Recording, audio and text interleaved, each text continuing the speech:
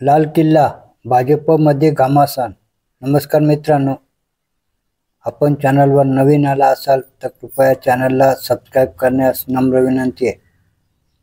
चला तर बघू नवीन काय विशेष. तुर्तास भाजपमध्ये मोदींनंतर स्वतःची वेगळी ओळख असलेले फक्त 4 नेते आहेत. अमित शहा, नितीन गडकरी, योगी आदित्यनाथ आणि देवेंद्र फडणवीस. सुनामी येण्याआधी सर्व कसे शांत शांत होते. आकाशही निरभ्र होते. ना वारा ना वादळ. समुद्र किनाऱ्यावर लाटा अंगावर घेत लोक आनंदात बागडत होते.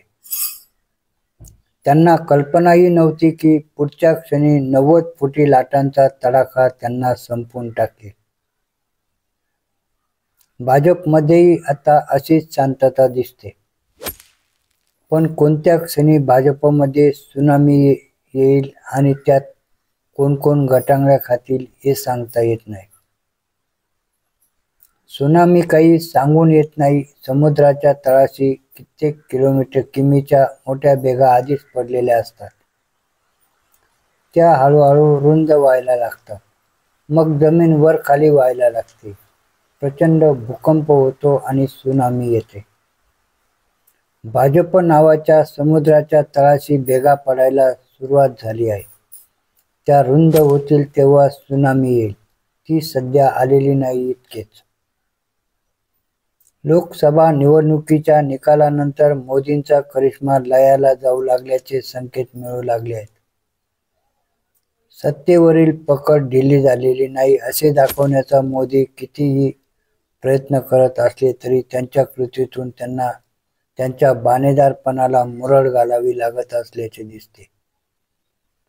आत्ताचे केंद्रातील सरकार मोदींवर नव्हे तर नितीश कुमार आणि चंद्रबाबू नायडूंवर अवलंबून असल्याचे भाजपलाही माहीत आहे. मोदी सरकारमधील मंत्र्यांना सातत्याने या दोन्ही नेत्यांचा वारंवार उल्लेख करावा लागतो. नीती आयोगाच्या बैठकीत चंद्रबाबू 20 मिनिटे बोलले. 7 मिनिटांची मर्यादा ओलांडली तरी त्यांना अडवण्याची हिंमत कोणी केली नाही. नितीश कुमार तर बैठकीला आलेही नाहीत. एनडीएतील घटक पक्ष मोदींवर शिरजोर होऊ लागल्याचे हे लक्षण आहे. त्यामुळेच केंद्रातील सरकार किती काळ टिकेल हा प्रश्न नजीकच्या काळात उघडपणे विचारला जाऊ शकतो. पूर्वी मोदींच्या चेहऱ्याकडे बघून लोकसभेचीच नव्हे तर विधानसभा अगदी महापालिकेची निवडणूक लढली जात होती. मोदी प्रत्येक निवडणुकीत भाजपच्या नेत्यांची फौज प्रचारात उतरवत असत.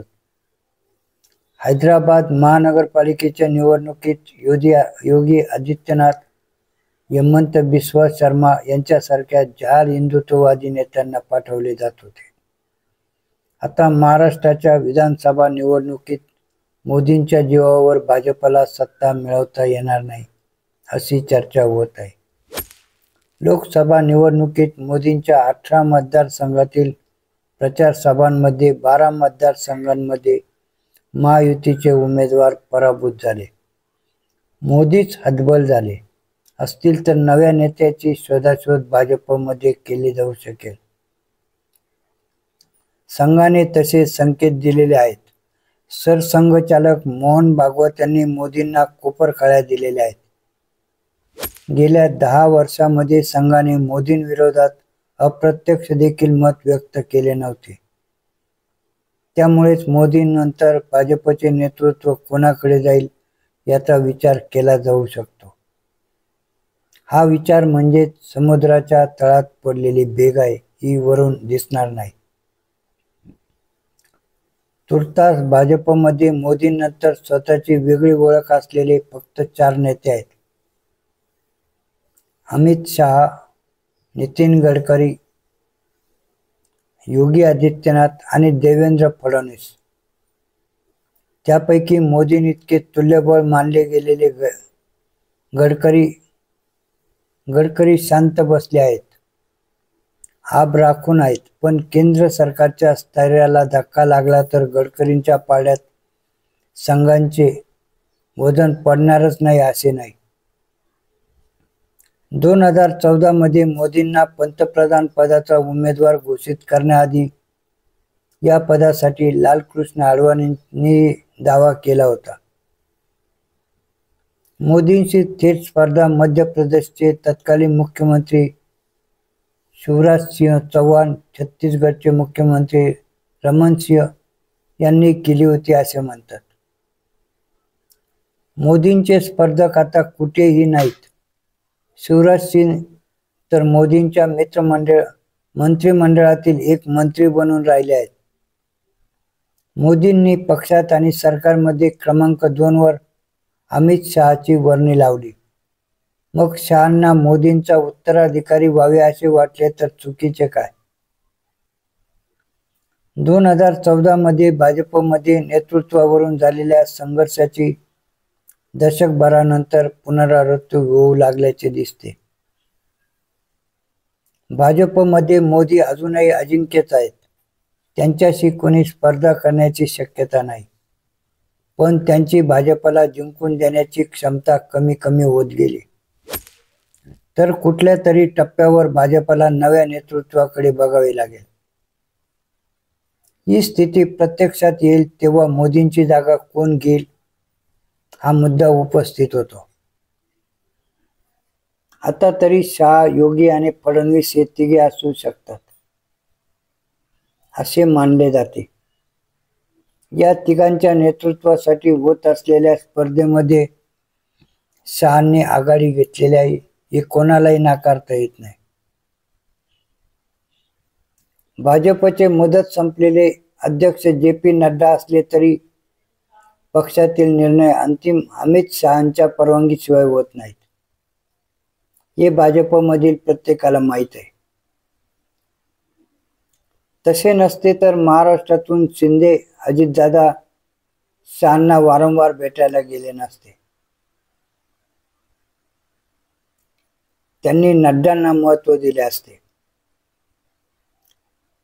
मोदींच्या काळात अडवाणी, शिवराज, गडकरी व अन्य कोणी सत्तेच्या स्पर्धेतून बाहेर फेकले गेले तसे शहा देखील आपल्या स्पर्धकांना अलगदपणे सत्तेच्या परिघातून बाहेर काढण्याचा किंवा त्यांना नियंत्रणात ठेवण्याचा प्रयत्न करतील. महाराष्ट्र आणि उत्तर प्रदेशमध्ये भाजप अंतर्गत होत असलेल्या घडामोडी पाहता शहांनी हे प्रयत्न सुरू केले असल्याचे जाणवते. योगी कोणाविरोधात? लोकसभा निवडणुकीत उत्तर प्रदेशमध्ये भाजपच्या अपयशाचे खापर योगी आदित्यनाथ यांच्यावर फोडले जात आहे. त्यासाठी योगींचे विरोधक उपमुख्यमंत्री केशव प्रसाद मौर्य यांना हाताशी धरले जात असल्याचे सांगितले जाते. मौर्य यांनी वारंवार दिल्लीच्या फेऱ्या केल्या आहेत. त्यांनी शहा, नड्डांशी चर्चा केली आहे. मौर्य यांच्या खांद्यावरून योगीवर नेम धरला जात असेल तर बंदूक कोणाच्या हातात असेल हे सांगण्याची गरज उरत नाही.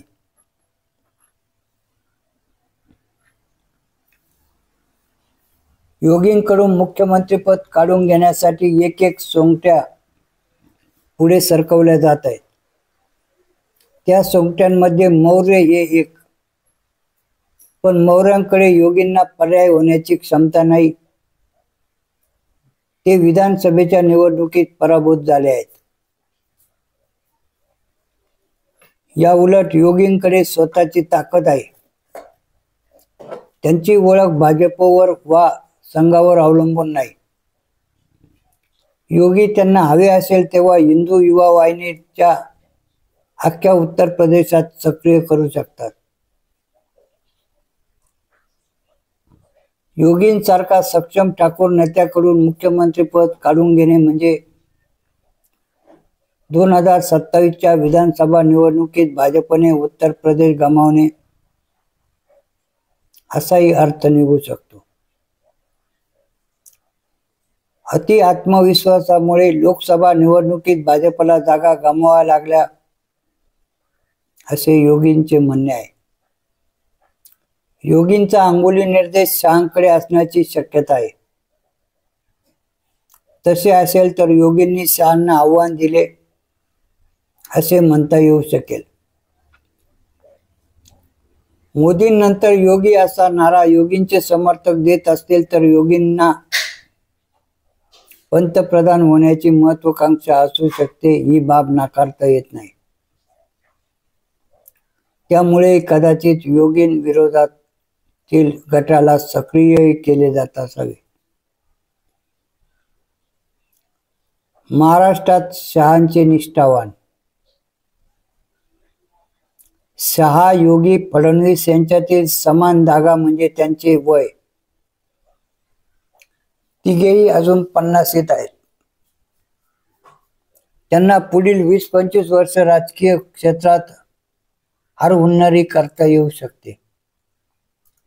त्यामुळे योगींप्रमाणे देवेंद्र फडणवीसांनाही राजकीय महत्वाकांक्षा असू शकतात. राज्यातील सत्ता परिवर्तनामध्ये मोदी शहाने फडणवीसांना पुन्हा मुख्यमंत्री होऊ दिले नाही. त्यांच्याऐवजी शिंदेंना मुख्यमंत्री केले. लोकसभा निवडणुकीतील अपयशाचे खापर योगींप्रमाणे फडणवीसांवर फोडले गेले तर उपमुख्यमंत्री पदाचा राजीनामा देऊ करण्याचा मार्ग त्यांनी स्वीकारला. पण शहांनी फडणवीसांचा हा प्रस्ताव फेटाळला आणि त्यांना सरकारमध्येच बांधून ठेवले. विधानसभा निवडणुकीमध्ये मोकळेपणाने काम करण्याची संधी फडणवीसांना हवी होती, पण तीही शहांनी नाकारली असे दिसते. विधानसभा निवडणुकीची सर्व सूत्रे शहांचे निष्ठावान भूपेंद्र यादव यांच्या हाती जाऊ लागली आहेत. ते आता राज्यात ठिय्या मारून बसणार आहेत.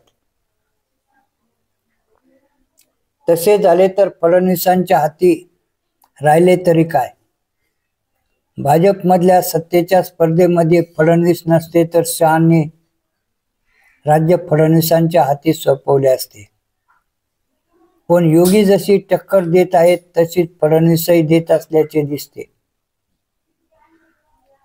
फडणवीसांऐवजी प्रदेश भाजप अन्य नेत्यांकडे सोपवण्याचे धाडसही दाखवता आलेले नाही. आता शहा दिल्लीत बसून एकाच वेळी योगी आणि फडणवीस यांच्याशी 2 हात करताना दिसतात. मोदींनंतर कोण या सत्ता स्पर्धेत भाजपमध्ये घमासान सुरू झालेले असल्याची वस्तुस्थिती जमेल तेवढी नाकारणे हेच सध्या भाजपमधील पक्षनिष्ठांच्या हाती आहे. अशीच नवनवीन माहिती मिळवण्याकामी कृपया आपल्या चॅनलला सबस्क्राईब करावे ही विनंती. धन्यवाद.